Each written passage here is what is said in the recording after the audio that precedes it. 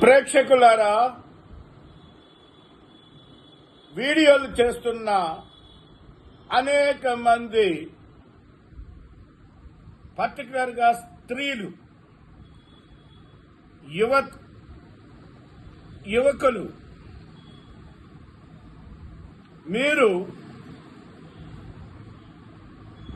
బూతులతో కూడిన వీడియోలు తయారు చేసి యవనస్తులైన కుర్రవాళ్లనందరినీ మీరు రెచ్చగొట్టి అసహ్యమైన బూతులతో యూట్యూబ్లో వీడియోలు పెడుతున్నారు.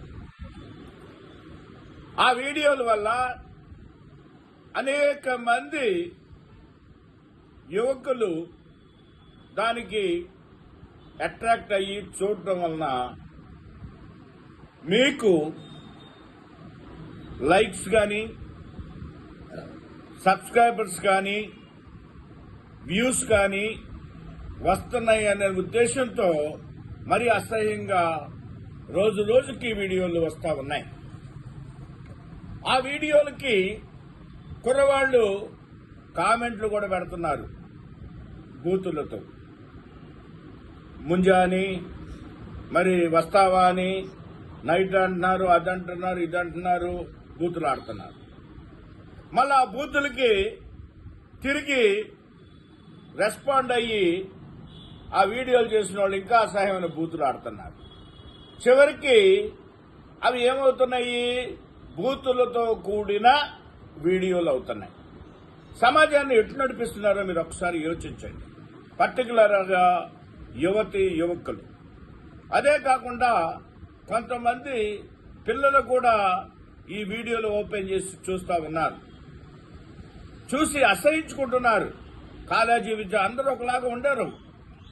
కాలేజీ విద్యార్థినులు చక్కటి కుటుంబాల్లో, చక్కటి సంప్రదాయంతో, చక్కటి తల్లిదండ్రుల యొక్క సంరక్షణలో బ్రతుకుతూ పర్టికులర్గా 10th క్లాసు, ఇంటర్మీడియట్, డిగ్రీ చదివే పిల్లలు చాలా మంది పాడైపోతున్నారు. మీరు దయచేసి అటువంటి వీడియోలు పెట్టి యువకులను రెచ్చగొట్టడం, మరి దారి తప్పేటట్టు చేయటం, తర్వాత పర్టికులర్గా ఈ యొక్క సెక్సువల్ గా సంబంధించిన ఇంటెన్షన్స్, అటువంటి దృక్పథాలని రెచ్చగొట్టడం వలన అనేకమైన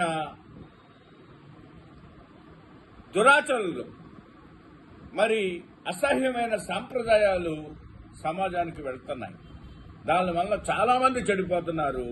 కాబట్టి యువతులకు, ప్రత్యేకించి యువతులకు నేను ఒకటే అడుగుతున్నాను.